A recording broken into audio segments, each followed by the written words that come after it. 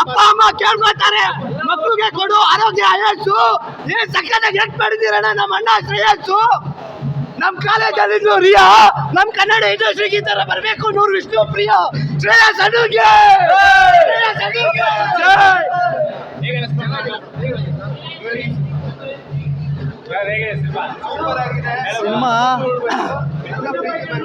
Cinema ಸಕ್ಕದಾಗಿದೆ. Vishnu ಪ್ರಿಯ cinema ಒಂದು ದಾಖಲೆ ready, ಒಂದು ದಾಖಲೆ ಅನ್ಕೊಳ್ಳಿ ಕನ್ನಡ ಇಂಡಸ್ಟ್ರಿಗೆ. ನೆಕ್ಸ್ಟ್ ದಾಖಲೆ ಇದು.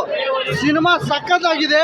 ಈ ಸಿನಿಮಾ ನೋಡಿ ಪ್ರತಿ ಹುಡುಗಿರಿಗೆ, ಪ್ರತಿ ಹುಡುಗರಿಗೆ ನಾನು ಹೇಳೋ ಫ್ರಾಡ್ ಮಾಡೋ ಪ್ರತಿ ವ್ಯಕ್ತಿ ಒಂದು ಸಿನಿಮಾ ನೋಡಬೇಕು. ಪ್ರತಿ ವಿಷ್ಣು ಪ್ರಿಯ ಸಿನಿಮಾ ನೋಡಬೇಕು. ಯಾರ್ಯಾರು ಫ್ರಾಡ್ಗಳು ಮಾಡ್ತೀರಾ, ಯಾರ್ಯಾರು ಪ್ರೀತಿಯನ್ನು ಹೆಸರಲ್ಲಿ ಮೋಸ ಮಾಡಿ ಒಬ್ಬೊಬ್ಬರು ಭಾವನೆಗಳು ಆಟ ಆಡಿ ಹೋಗ್ಬಿಡ್ತಿರಲ್ಲ ಅಂಥವ್ರು ಫಸ್ಟ್ ಸಿನಿಮಾ ನೋಡ್ಬೇಕು ಬಂದು. ನಾನು ಹೇಳೋದಿಷ್ಟೇ, ಪ್ರೀತಿಯನ್ನ ಹೆಸರಲ್ಲಿ ತುಂಬ ಜನ ಆಟ ಆಡ್ತಿದ್ದೀರ. ಎಷ್ಟೋ ಜನಗಳು ರೋಡಲ್ಲಿ ಭಿಕ್ಷೆ ಬೇಡ್ತಾ ಇದ್ದಾರೆ. ಹುಡುಗರು ದೇವದಾಸ ಹಾಕ್ಬಿಟ್ಟಿದ್ದಾರೆ ಇತ್ತೀಚೆಗೆ ನಾನು ನೋಡ್ತಿದ್ದಂಗೆ. ಅಂಥ ಕಲಿಯುಗದಲ್ಲಿ ಇಂಥ ಸಿನಿಮಾ, ಇಂಥ ತ್ಯಾಗ ನೋಡಿ. ಅವಳು ಮನೇಲಿ ಒಪ್ಪಲಿಲ್ಲ ಅಂತೇಳಿ ಪ್ರೀತಿನ ತ್ಯಾಗ ಮಾಡಿಬಿಡ್ತಾಳೆ. ಅದು ನನ್ನ ಪ್ರಕಾರ ರಿಯಲಿ ಪ್ರೀತಿ ಅಂದರೆ, ಆ ನಂಬಿಕೆ ಅಂದರೆ ನಾನು ಹೇಳೋದಿಷ್ಟೇ, ಪವಿತ್ರವಾದ ಪ್ರೀತಿಗೆ ನಿಜವಾಗ್ಲೂ ಒಂದು ಬೆಲೆ ಇದೆ. ನಿಜವಾಗ್ಲೂ ಅದನ್ನ ಇತ್ತೀಚೆಗೆ ತುಂಬ ಜನ ಕಲಿತಿದ್ದಾರೆ, ಕಲಿಬಾರ್ದು. ನಾನು ಹೇಳೋದಿಷ್ಟೇ, ನೀರಿನ ಹೆಜ್ಜೆ ಬೇಕಾದ್ರೆ ಕಂಡುಹಿಡಿಬೋದು, ಈ ಹುಡುಗಿರ ಹೆಜ್ಜೆ ಕಂಡುಹಿಡಿಯೋಕ್ಕಾಗಲ್ಲ ಸ್ವಾಮಿ. ಅದೊಂಥರ ಎಕ್ಸ್ಟ್ರಾ ಕಂಡುಹಿಡಿಯೋನು ಇದುವರೆಗೆ ಯಾವನು ಹುಟ್ಟೋದು ಇಲ್ಲ. ನಿಜವಾಗ್ಲೂ ಹೇಳ್ತೀನಿ, ಸಾವಾಗಲಿ ಪ್ರೀತಿ ಆಗಲಿ ಹೇಳೇ ಬರಲ್ಲ. ಬಂದಾಗ ನಾವೆಲ್ಲ ಸಾವು ಹೇಳ್ದೇನೆ ಬರುತ್ತೆ, ಪ್ರೀತಿ ಹೇಳಿ ಬರುತ್ತೆ. ಹೇಳಿ ಚುಚ್ಚಿ ಒಬ್ಬನ ಹೃದಯನ ಸಾಯಿಸುತ್ತೆ. ಸಾವು ನೆಮ್ಮದಿಯಾಗಿ ಕರ್ಕೊಂಡು ಹೋಗುತ್ತೆ. ಪ್ರೀತಿ ಪ್ರತಿ ಕ್ಷಣ ನೋವು ಕೊಟ್ಟು ಸಾಯಿಸುತ್ತೆ. ಅದೇ ಪ್ರೀತಿಗೆ ಬೆಲೆ ಕೊಡಿ, ಗೌರವ ಕೊಡಿ. ನಿಜವಾಗ್ಲೂ ಪ್ರೀತಿ ಮೇಲೆ ನಂಬಿಕೆ ಇಡಿ. ನಿಜವಾಗ್ಲೂ ಯಾವ ಹುಡುಗನಾದ್ರೂ ಪ್ರೀತಿ ಮಾಡಿ, ಒಬ್ಬನಿಗೆ ತ್ಯಾಗ ಮಾಡಿ. ಅದನ್ನ ಬಿಟ್ಟು ಇವನಲ್ಲ ಇನ್ನೊಬ್ಬನ ಅಂತ ದಯಮಾಡಿ ಯಾರು ಪ್ರೀತಿ ಮಾಡಕ್ಕೆ ಹೋಗಬೇಡಿ. ಅಂಥ ಪ್ರೀತಿಗೆ ಬೆಲೆನೇ ಇರಲ್ಲ, ಅದಕ್ಕೆ ಬೇರೆನೇ ಅರ್ಥ ಇದೆ. ದಯಮಾಡಿ ಇತ್ತೀಚಿನ ಪ್ರೀತಿಗಳು ಅದೇ ಥರ ಆಗ್ತದೆ. ಪ್ರೀತಿ ಮಾಡೋದು ಒಬ್ಬನ್ನ, ಮದುವೆ ಆಗೋದು ಇನ್ನೊಬ್ಬನ್ನ ಅಂತ. ಪ್ರೀತಿ ಮಾಡೋಕ್ಕೆ ಬಡವನ ಪ್ರೀತಿನೇ ಬೇಕು. ಮದುವೆ ಮಾಡ್ಕೊಳ್ಳೋಕೆ ಮಾತ್ರ ಶ್ರೀಮಂತ ರಾಯಲ್ ಆಗಿರೋ ಹುಡುಗನೇ ಬೇಕು. ಅದು ಸೆಟಲ್ ಆಗೋಕ್ಕೆ. ಶೋಕಿ ಮಾಡೋಕ್ಕೆ ಪ್ರೀತಿ, ಆ ಶೋಕಿ ಬೇಡ.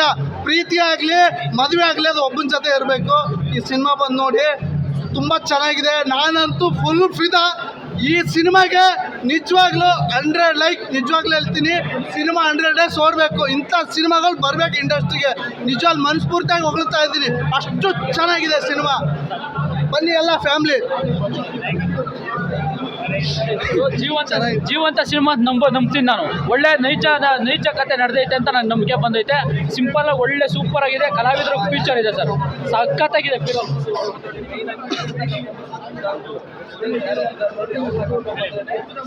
ಅನ್ನೋದು ತುಂಬ ಮುಖ್ಯ. ಆದರೆ ಅಂಥ ಪ್ರೀತಿ ಈ ಸಿನಿಮಾದಲ್ಲಿ ನಾವು ಕಂಡಿದ್ದೇವೆ ಸರ್. ನಿಜವಾಗ್ಲೂ ಇಂಥ ಪ್ರೀತಿ ನಿಜವಾಗ್ಲೂ ಈ ಸಮಾಜದಲ್ಲಿ ನಾವು ಮತ್ತೆ ಕಾಣಬೇಕು ಸರ್. ಹಾಗಾಗಿ ಇಂಥ ಪ್ರೀತಿಯ ಸೊಗಡು ಅನುಭವ ಅನ್ನೋದು ಟ್ರೂ ಫ್ಯಾಂಟಾಸ್ಟಿಕ್ ಸರ್.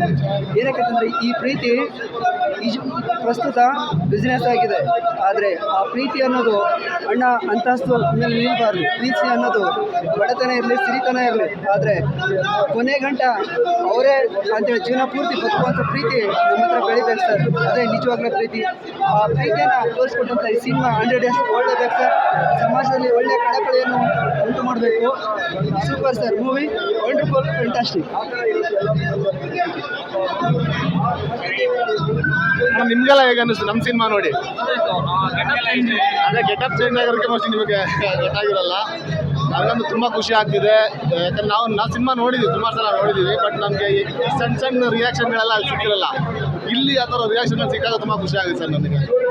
ಒಂದು ಒಳ್ಳೆ ಸಿನಿಮಾ ಬಂದಿದೆ, ಒಂದು ಒಳ್ಳೆ ಲವ್ ಸಬ್ಜೆಕ್ಟು. ಎಲ್ಲರೂ ಥಿಯೇಟ್ರಿಗೆ ಬರಬೇಕು, ನೋಡಬೇಕು. ಎಲ್ಲ ಥರ ಒಂದು ಬಾಂಡಿಂಗ್ ಇದೆ ಸಿನಿಮಾದಲ್ಲಿ. ಬರೀ ಲವ್ ಅನ್ನೋದಕ್ಕಿಂತ ಜಾಸ್ತಿ ಬಾಲು ಕ್ಯಾರೆಕ್ಟರ್ ಏನಿದೆ ಅದು ನಾನು ನೋಡಿರೋದು ನಾನೇ ಅದು Balu character. Thank you sir.